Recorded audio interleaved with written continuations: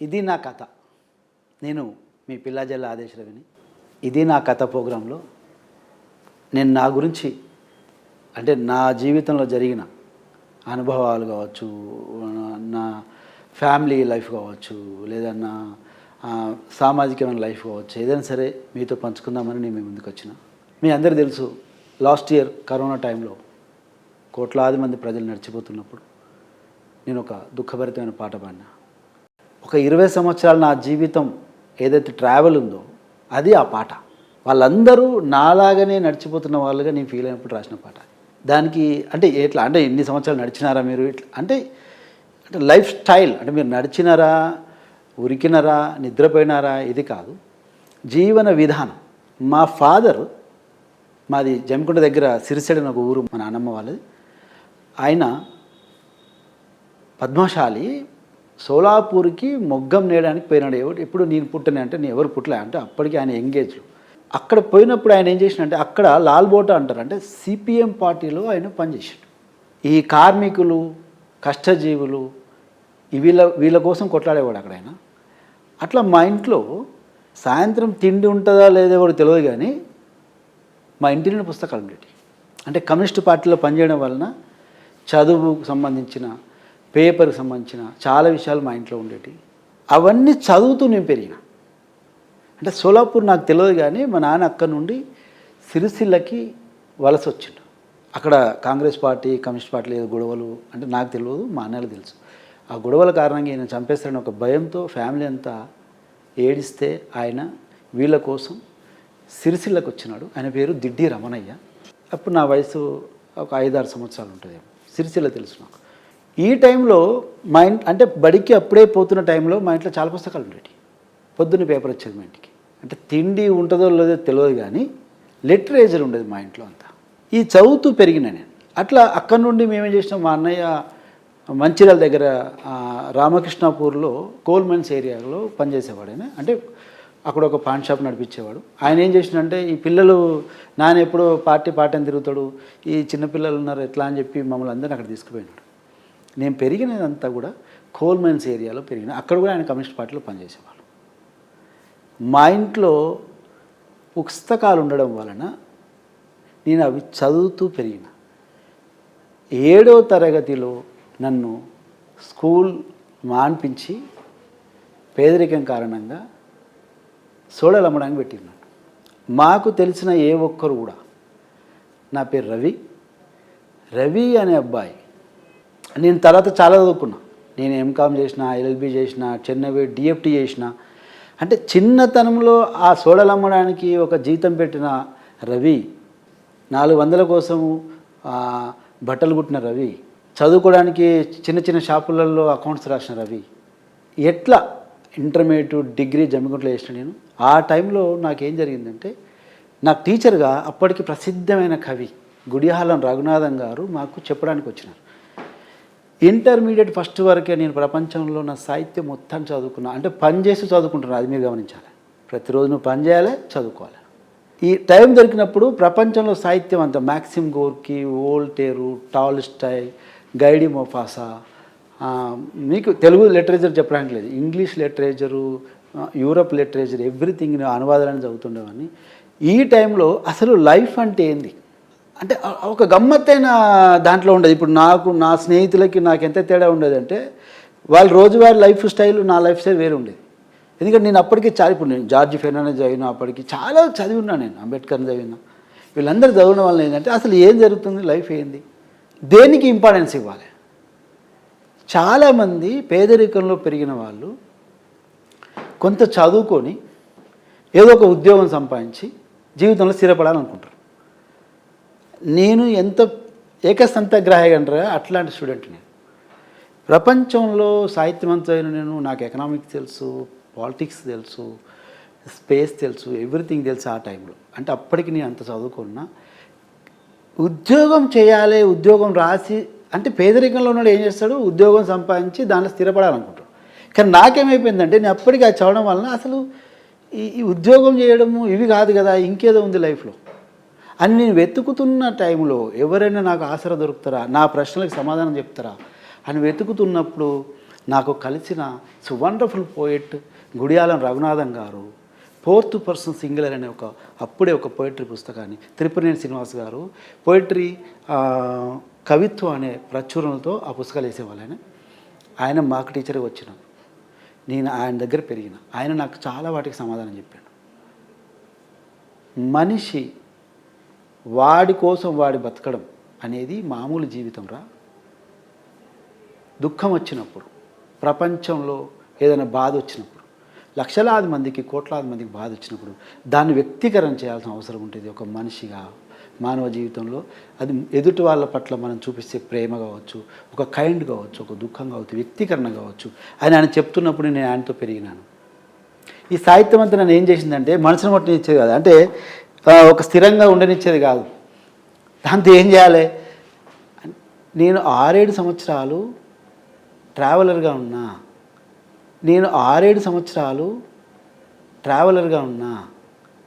Traveller అంటే నేను ఏదో దేశాలు తిరగలేదు. తెలంగాణలో చాలా చోట్ల తిరిగి నేను. నా ప్లేసెస్ అన్నీ కూడా ఏంటంటే చెరువులు. ఈత ఎంత పిచ్చి పట్టింది నాకు. పుస్తకాలు పట్టుకొని చెరువు దగ్గర కూర్చొని ఈత కొట్టేది, పుస్తకాలు చదివే. నేను సివిల్స్ రాస్తే సివిల్స్ కొడతా అనుకునే వాళ్ళందరూ, నా ప్రొఫెసర్స్ కావచ్చు, నా లెక్చరర్స్ కావచ్చు. గ్రూప్ 1 రాస్తే గ్రూప్ కొడతాడు, అరే నువ్వు రాయిరా, ఎందుకు తిరుగుతాడు ఇట్లా అంటే ప్రపంచమంతా తిరగాలనుకున్నాను నేను ఒక టైంలో. అత్యంత పేదరికం నుండి వచ్చిన నేను చదువుకున్నా, చాలా చోట్ల తిరిగిన. ఎంత కాన్ఫిడెన్స్ ఉన్నాయంటే నాకు అసలు జీవితంలో అసలు పనే చేయొద్దు అనుకున్నా ఒక టైంలో. అసలు పనే చేయొద్దు, ఏం పని చేయకుండా ప్రపంచమంతా తిరగాలి. అది కూడా నీళ్ళల్లో తిరగాలి, ప్రపంచం మొత్తం చూడాలి. అంటే అసలు ఏంది ఇది, భూగోళం ఏంది, మనుషుల జీవితం ఏంది, ఇవన్నీ చూడాలని నేను బాగా తిరుగుతూ ఉండేవాడిని.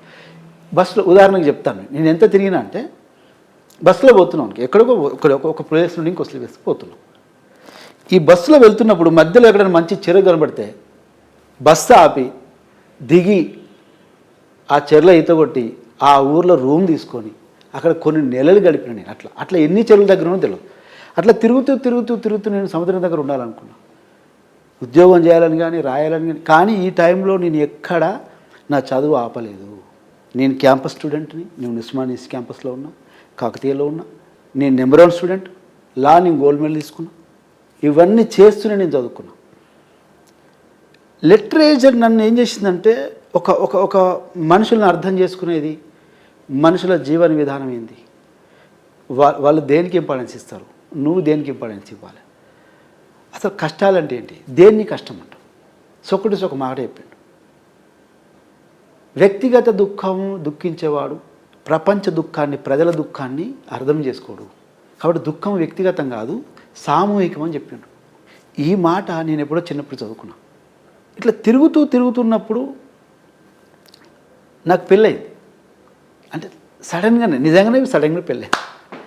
ఇప్పుడు అసలు జీవితంలో పని చేయొద్దు అనుకున్న నేను ఒక పని చేయాల్సిన అవసరం వచ్చింది. అప్పుడు నేను ఫస్ట్ టైం ప్రపంచంలో 2 రంగాలు అత్యంత ప్రభావితం చేసే రంగాలు నా దృష్టిలో, ఒకటి పాలిటిక్స్, ఒకటి సినిమా. అంటే మీరు ఒక పని చేస్తే ఏం ఆలోచించామనంటే, ఒక పని ఎట్లా ఉండాలంటే మీరు ఎంత శక్తి వరకు వెళ్ళగలిగితే అంత శక్తి ఆ పనికి ఉండాలని అనుకునేవాడిని. మీరు ఒక సెక్యూరిటీ గార్డు అనుకో, సెక్యూరిటీ గార్డు ఏమవుతాడు, సెక్యూరిటీ గార్డు పని చేస్తాడు. ఒక టీచర్ అవుతాడు, ఒక లెక్చరర్ అవుతాడు, ఇంకే అవుతాడు. కానీ దాని నుండి ఎదగాలనుకుంటే ఒక్కవరకే ఉంటుంది. కానీ పాలిటిక్స్, సినిమా ఏం జరుగుతుందంటే, ఒక లైట్ బాయ్, ఒక ఫ్యూన్ అబ్బాయి కూడా ఒక పెద్ద సినిమా హీరో కావచ్చు, ఒక పెద్ద డైరెక్టర్ కావచ్చు, పెద్ద ప్రొడ్యూసర్ కావచ్చు. అట్లా చాలామంది చేసినారు. అంటే మీరు జాయిన్ అయ్యి ఒక 20 సంవత్సరాలకో 10 సంవత్సరాలకో 5 సంవత్సరాలకో మీరు ఒక పని చేస్తుంటే అది మీకు చాలా ప్రోగ్రెస్ని ఇవ్వాలి. అట్లాంటి పని అయితే చేయొచ్చు, అంటే ప్రోగ్రెస్ ఉండాలి పనిలో. అంటే అది మీరు ఎంత స్థాయికి వెళ్ళగలిగితే అంత స్థాయి శక్తి ఆ పనికి ఉండాలి అనేది నేను అనుకునేవాడిని. అట్లా పని ఏదైనా చేయాలనుకుంటున్నప్పుడు 2 రంగాల్లో పోవాలనుకున్నాను. అట్లా నేను ఏం చేసినా అంటే, చేస్తున్నప్పుడు నాకు పెళ్ళైన తర్వాత నేను పని చేయాల్సిన అవసరం వచ్చినప్పుడు నేను సినిమాలకు రావాలనుకున్నాను. ఇప్పుడు నేను చెప్పిన లైఫ్ ఒకటి మీరు గమనిస్తే దీంట్లో డబ్బుకి సంబంధించిన విషయాలు కానీ, పేదరికానికి సంబంధించిన విషయం కానీ, ఎవరైనా మీకు ఏదైనా హెల్ప్ చేసిరనే విషయం కానీ లేదు దీంట్లో. మీరు ఏం కావాలనుకుంటారు అనేది మీకు సంబంధించిన విషయం అని చెప్తున్నాను నేను. 7వ తరగతిలో సోడలు అమ్మడానికి నన్ను జీతం పెట్టినప్పుడు నేను అదే ఊరిలో సోడలు అమ్ముకొని బతాను అందరూ అనుకున్నారు తప్ప ఆదేశరావు అనేవాడు డిగ్రీ చేస్తాడని, పీజీ చేస్తాడని, లా చేస్తాడని, డిఎఫ్టీ చేస్తాడని, అక్కడ నుండి సినిమా ఇండస్ట్రీ పోతాడని, సినిమాల్లో పనిచేస్తాడని, కరోనాలో ఇంత కోట్లాది మంది కోసం దుఃఖపడి ఒక పాట రాస్తాడని ఎవ్వరు ఊహించి ఉండరు. ఇది గొప్ప విషయం నేను చెప్పట్లే. అంటే మీరు మన నిర్మాణం లైఫ్ని మనం ఎట్లా చూస్తే అది అట్లా నిర్మాణం జరుగుతుంది. మీరు ఎటువైపు అడుగులేస్తే అది అటువైపు తీసుకుపోతుంది. మీరు ఏం చదువుకుంటే ఏది ఇంప్లిమెంట్ చేస్తే అది ఆ స్టెప్ మీకు ముందు ఫార్వర్డ్ స్టెప్ అవుతుంది. అది నేను చెప్తున్నా. అక్కడ ఏం జరిగింది, అక్కడ దాని తర్వాత నేను పనే చేయొద్దు అనుకునే వాడిని. నేను ఇంత దుఃఖంలో, ఇంత పేదరికంలో, ఇంత ఘోరమైన స్థితిలో కూడా ఐ చూజ్ వర్క్స్. నేనే వర్క్ చూజ్ చేసుకున్నా. నన్ను ఎప్పుడు వర్క్ చూజ్ చేసుకోలేదు. నేనే అంత కాన్ఫిడెన్స్గా నేను పనిచేసిన. చెట్టు కింద పడుకున్నప్పుడు కూడా నేను బాధపడలేదు. 5 స్టార్ హోటల్లో పడుకున్నా కూడా నాకే సంతోషం లేదు. ఎందుకు చెప్తున్నా ఇదంతా అంటే చూసే వాళ్ళకి ఏమన్నా సంశయాలు ఉంటే డబ్బుల విషయం కావచ్చు, కెరీర్ విషయం కావచ్చు, అసలు మనం ఏం చేస్తున్నాం అనే ఒక కన్ఫ్యూజన్ విషయంలో కావచ్చు, ఏదైనా సరే నా కథ మీరు వినండి. నా కథలో చాలా సొల్యూషన్స్ ఉంటాయి. పరిస్థితులు ఎప్పుడు మిమ్మల్ని చూజ్ చేసుకోవద్దు, మీరే పరిస్థితుల్ని చూజ్ చేసుకోవాలి. అది చాలా ముఖ్యమైన విషయం. ఇప్పుడు నాతో చదువుకున్న వాళ్ళు లేదా మా ఇంటి దగ్గర ఉన్న వాళ్ళందరూ నన్ను చూసి అసలు ఇవన్నీ నీకు ఎట్లా తెలిసాయి అని అడుగుతారు. ఎందుకంటే నేను పెరిగిన ప్రపంచం వేరు. ఇవన్నీ నాకు లిటరేచర్ ఇచ్చింది. పుస్తకాలు ప్రపంచంలో మీకు చాలా విషయాలు చెప్తాయి, కాన్ఫిడెన్స్ ఇస్తాయి. దేనికి విలువ ఇవ్వాలనో దేనికి ఇవ్వద్దో చెప్తాయి. ఇప్పటికీ రాత్రి సోక్రటీస్ని, సిగ్మండ్ ఫ్రాయిడ్ను, స్టీఫెన్ హాకింగ్ను చదువుకోకుండా నేను నిద్రపోను. ఎందుకు అంటే అవి నీకు కాన్ఫిడెన్స్ ఇస్తాయి. నేను రేపొద్దున 100 కోట్లతో 1000 కోట్లతో సినిమా చేయాలనే దానిలో ఉన్నా, నేను ఆలోచనలో ఉన్నా. ఈ కాన్ఫిడెన్స్ నాకు పుస్తకాలు ఇస్తాయి. నా లైఫ్ స్టైల్, నేను సోడలు అమ్మినప్పుడు కూడా అనుకునేవాడిని సోడలు అమ్మడము నా పని కాదు. అది ఆ పని చిన్నదని కాదు నా ఉద్దేశం. ఇది నా పని కాదు. నా ఫీజు కట్టుకోవడానికో నేను చదువుకోవడానికి మాత్రమే జీతం ఉన్నా. ప్రపంచంలో చాలా పెద్ద పనులు ఏమి ఉన్నాయి, అవి చేయాలనుకుంటున్నాను నేను. అంటే నేను చేసిన ప్రతి పని నా పెట్టుబడి కింద నేను చూసిన తప్ప ఈ పని నేను చేస్తున్నా, ఇంత చిన్న పని చేస్తున్నా, అసలు ఇట్లా చేసినోడు నేను ఎట్లా బాగుపడతా అని నేను ఎప్పుడు బాధపడలే. అది నాకు నెక్స్ట్ దానికి ఒక పెట్టుబడి కింద పని చేసినట్టుగానే ఊహించింది. ఇప్పుడు సినిమా కూడా అంతే. ఒక పని నేను చేయాలనుకున్నప్పుడు ఒక టైంలో అసలు ప్రపంచంలో పని చేయకుండా జీవితం అంతా గడపాలనుకున్న నేను ఒక పని చేయాల్సిన సందర్భం వచ్చినప్పుడు నేను సినిమాలో చూజ్ చేసుకున్నాను. ఎందుకు? పరిస్థితి మిమ్మల్ని ఎంపిక చేసుకునేలా కాకుండా మీరే పరిస్థితిని ఎంపిక చేసుకునేలా జీవించండనే గొప్ప సందేశాన్నిస్తున్నారు ఆదేశ్ రవి. సమాజం తక్కువ స్థాయిగా చూసే పనిని మనం చేయాల్సి వచ్చినప్పుడు ఆత్మగౌరవంతో, నిండు హృదయంతో పూర్తి చేయాలనే చక్కని దృక్పథం ఆయనది. విజయాలకు పొంగక, అపజయాలకు కుంగక రెండింటినీ సమంగా స్వీకరించాలనే స్థితప్రజ్ఞుడు ఆదేశ్ రవి. ఒక పని నేను చేయాలనుకున్నప్పుడు ఒక టైంలో అసలు ప్రపంచంలో పని చేయకుండా జీవితం అంతా గడపాలనుకున్న నేను ఒక పని చేయాల్సిన సందర్భం వచ్చినప్పుడు నేను సినిమాలో చూజ్ చేసుకున్నాను. ఎందుకు అంటే సినిమాల్లో చాలా వేరియేషన్, అంటే బోర్ కొట్టదు. వర్క్ విషయం, వర్క్లో బోర్ కొట్టదు. పాటలు పాడవచ్చు, పాటలు రాయొచ్చు, సంగీతం చేయొచ్చు, సౌండ్ ఇంజనీర్ వర్క్ చేయొచ్చు, మాటలు రాయొచ్చు, యాక్టింగ్ చేయొచ్చు. అంటే number of various of works combination cinema. దానికోసం నేను సినిమాలకు వచ్చిన. డిఎఫ్టీ చేసి, నేను చెన్నైలో డిఎఫ్టీ చేసి ఆఫ్టర్ మ్యారేజ్ మీరు గమనించాలి. చాలామంది ఏమంటారు అంటే పెళ్ళి చేసుకున్న తర్వాత ఏముంటుంది, అమ్మ పెళ్ళి చచ్చిపోతామే, అట్లాంటివి ఏముండవు. నేను పెళ్ళి చేసుకున్న తర్వాత సినిమాలకు వచ్చిన. ఇప్పుడు నేను వచ్చి 14 ఇయర్స్ అవుతా. 14 ఇయర్స్లో నేను ఒక 200 సినిమాలకి సౌండ్ ఇంజనీర్గా పనిచేసిన. లాస్ట్ 5 ఇయర్స్ నుండి నేను సినిమాలు డైరెక్టర్ కావాలన్న అనే ఉద్దేశంతో నేను ఆ ట్రాక్లో ఉన్నా. ఆ ట్రాక్లో ఉన్నప్పుడు తుపాకి రాముడు అనే సినిమాకి రీసెంట్ నేను బిత్తిరి సత్య సినిమాకి నేను కో డైరెక్టర్ని, డైలాగ్ రైటర్ని వర్క్ చేసినప్పుడు ఆ సినిమా రిలీజ్ అయ్యి నేను వేరే వాళ్ళకి కథలు చెప్పాలనే టైంలో కోవిడ్ అటాక్ చేసింది మన మీద లాస్ట్ ఇయర్. అది ఎంత దుఃఖభరిత విషయం అంటే అది ఓకే, అప్పుడు అది చాలా గొప్ప దుఃఖం అనుకున్నాం. కానీ ఇప్పుడు చూస్తే ఆ దుఃఖానికి 1000 రెట్ల దుఃఖంలో ఉంది దేశం. సరే, అప్పుడు విషయానికి వస్తే లాక్డౌన్ తర్వాత లక్షలాది మంది, కోట్లాది మంది ప్రజలు నడిచిపోతూ ఉంటే ఈ దేశం చూస్తూ కూర్చుంది. నాకు అప్పుడు నేను చదివిన పుస్తకాలు, నా జీవితం, నేను కలిసిన వ్యక్తులు, మానవ జీవితం, సంక్షోభాలు ఇవన్నీ నన్ను ఆ పాట రాయడానికి పురిగొల్పినాయి. అసలు కరోనా అంటుకుంటే చచ్చిపోతారు అనుకుంటే, అందరి ఇళ్ళలో అనుకుంటే, వీళ్ళెందుకు ఇంత దూరం నడిచిపోతారు అంటే సిగ్మండ్ ఫ్రాయిడ్ ఒక మాట చెప్పాడు, నాగరిక జీవితంలో కుటుంబం ముఖ్యమైనది, మొదటి సంబంధం కుటుంబం. కాబట్టి మనిషి జంతుజాలం నుండి దూరం కావడానికి కుటుంబమే కారణం. కుటుంబం కోసం మనిషి ఎంతకైనా తెగిస్తాడని చెప్పిండు. అది నాకు గుర్తొచ్చింది. అంటే వీళ్ళు ఇన్ని 100 కిలోమీటర్లు నడిచిపోవడానికి కారణం ఏంటి? కుటుంబం కోసం పోతారు. ఇంట్లో కూర్చొని మనం అందరం దుఃఖపడుతున్నాము, కానీ ఇది దుఃఖం కాదు. యాక్చువల్ దుఃఖం అంటే దుఃఖం సామూహికము, వ్యక్తిగతం కాదు. కోట్లాది మంది ప్రజల దుఃఖాన్ని దుఃఖించాల్సిన అవసరం ఉంటుంది ఒక మనిషి అని అది గుర్తొచ్చింది నాకు. ఇట్లా చాలా విషయాలు మిళితమై ఉన్న పాట పిల్లా జల్ల పాట. కొన్ని 100 పాటలు రాశారు. మనసులు సింపుల్గా ఉండడం అత్యంత కష్టమైన పని. ఆర్భాటంగా ఉండడం పెద్ద విషయమే కాదు.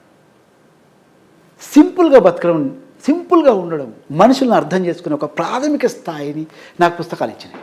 కాబట్టి మనం ఏం ఆలోచించాలి? కెరీర్ బిల్డప్ అనేది చాలా చిన్న వ్యవహారం. నా మట్టుకు నాకైతే చాలా చిన్న వ్యవహారం. ఎందుకంటే అది ఎవరేం చేస్తారు? పుట్టిన ప్రతి వాళ్ళు అది చేస్తారు. సొసైటీకి ఏం చేసినాం మనం? మనతో ఉన్న మనుషులకి మనం ఏం చేసినాం? వాళ్ళ పట్ల మన ప్రేమ ఎట్లా చూపించినాం? వాళ్ళ పట్ల మన బాధ్యత ఎట్లా చూపించినాం అనేది ఆలోచించాల్సిన అవసరం ఉంది ప్రతి వాళ్ళు. ఇప్పుడున్న ఘోరమైన క్రూషియల్ టైంలో మనము మన సమాజానికి, మన దేశానికి, మన ప్రజలకి ఏం చేస్తున్నాం అనేది ఆలోచించాల్సిన అవసరం ఉంది. ఇది యాక్చువల్ నా కథ. వ్యక్తిగతమైన దుఃఖాల మీద అంత కాన్సన్ట్రేట్ చేయొద్దు మీరు. మీకు ఒక ఉద్యోగం లేదనుకోండి, గట్టిగా రాస్తే ఉద్యోగం వస్తుంది. మీకు బండి లేదని దుఃఖం ఉందనుకోండి, మీరు గట్టిగా పనిచేస్తే బండి వస్తుంది. మీరేమైనా చేయాలనుకుంటే ఏమైనా చేయొచ్చు. దీని గురించి బాధపడాల్సిన పనిలే. నేను చెప్తున్నా కదా, ఒక సోడలు 300 రూపాయలకి సోడలు అమ్మిన ఆదేశ్ రవి ఇప్పుడు లక్షలాది మంది తెలుసు. ఇప్పుడు నేను సినిమా కూడా చేస్తున్నా, డైరెక్ట్ చేస్తున్నా, పెద్ద సినిమా కూడా చేయబోతున్నాను నేను. వర్క్స్ మీరు చూజ్ చేసుకోండి, వర్క్స్ మిమ్మల్ని చూజ్ చేసుకోవద్దు. అంత కాన్ఫిడెన్స్తో పని చేస్తే ప్రతి దాని మీద మనకు క్లారిటీ ఉంటుంది. దేనికి భయపడాల్సిన పని లేదు. ఇది నా ట్రావెల్. నేను ఇంకా చాలా పెద్ద పనులు చేయాలి ఆలోచనలో ఉన్నా. 100 కోట్లతో 1000 కోట్లతో సినిమాలు నిర్మించాలి, సినిమాలు డైరెక్షన్ చేయాలి, దాంట్లో ఉన్నా. అది నేను అవుతుందని అనుకుంటున్నాను. ఎందుకంటే నాకు తెలుసు నేను వచ్చిన విధానం. నేను 15 సంవత్సరాలు అసలు నా జీవితంలో ఏం పనే చేయలేదు, ఒట్టుగానే తిరిగిన. నేను పనిచేస్తున్న కాలం అంతా 10 సంవత్సరాలు. మీరు ఎట్లా బతికినావు అనొచ్చినాను, ఈ సంవత్సరం ఎట్లా బతికినావు, నీకు పేదవాడని చెప్తున్నావు, అసలు డబ్బులు లేవు మీరా, ఎట్లా బతికినావు అంటే నేను ప్రతి స్మార్ట్ వర్క్ చేయాలంటున్నా. స్మార్ట్ వర్క్ అంటే పొద్దంతా పని చేస్తే మీకు నెలకు 3000 వస్తాయి అనుకోండి. సాయంత్రం 2 గంటలే పని చేస్తే 3000 రూపాయలు ఎట్లా సంపాదించాలి అనేది నా థాట్. ఎందుకంటే మీరు పొద్దున్న ఈత కొట్టచ్చు కదా, పొద్దున్న వేరే పనులు చేసుకోవచ్చు, పొద్దున్న తిరగచ్చు. కాబట్టి సాయంత్రం 2 గంటలు వర్క్ చేసేవాడిని. అది అట్లా దొరుకుతాయి. నేను అకౌంట్స్ రాసేవాడిని. ప్రతి ఊర్లో వెళ్ళి కిరాణా షాపులు, బట్టల షాపులు, థియేటర్స్ వాళ్ళకు పోయి, ఇగో నేను ఈ ఊర్లో ఉంటున్నాయా, మంత్ నేను ఊర్లోనే 1 ఇయర్ ఉన్నా గోదావరిలో ఈత కొట్టడానికి, వేరే పనే లేదు నాకు. మంతెని పురాణాల్లో మంత్రగిరి అంటారు దాన్ని. అది బ్రాహ్మణ అగ్రహారం. ఆ అగ్రహారంలో నేను ఉండాలని కోరుకున్నప్పుడు అక్కడ నాకు ఎవరు తెలియదు. అప్పుడు అది గోదావరికి ఎగువన 3 కిలోమీటర్లు కింద గోదావరి ఉంటుంది అడవిలో. ఆ గోదావరిలో నేను ఈత కొట్టాలి. 1 ఇయర్ ఉన్నా ఆ ఊర్లో నేను థియేటర్లో అకౌంట్స్ రాసిన, ఫర్టిలైజర్ అకౌంట్స్ రాసిన, ఈవినింగ్ టైం 2 గంటలు పనిచేసాను. అంటే నెలంతా ఆ ఫర్టిలైజర్ షాపులో పనిచేసేవాడు కూడా నాకు ఇచ్చే డబ్బులు ఇచ్చేవాళ్ళు కాదు. కాబట్టి స్మార్ట్ వర్క్ ఒకటి చూసుకోవాలి మీరు. పనే జీవితం కాదు. ఒక 40,000 సంపాదిస్తున్నాం నెలంతా కష్టపడి. ఎస్, వారం రోజుల్లో మీరు 40,000 ఎట్లా సంపాదించాలి? ఎందుకంటే ఈ 20 డేస్ మీ లైఫ్కి మీరు ఏమనుకుంటున్నారో దానికి టైం కేటాయించవచ్చు. అట్లా నా జీవితాన్ని నేను అట్లా వచ్చిన మనిషిని. ఇది నా కథ. స్మార్ట్ వర్క్ చేయండి, మీకోసం మీరు టైం కేటాయించుకోండి. Okay, thank you.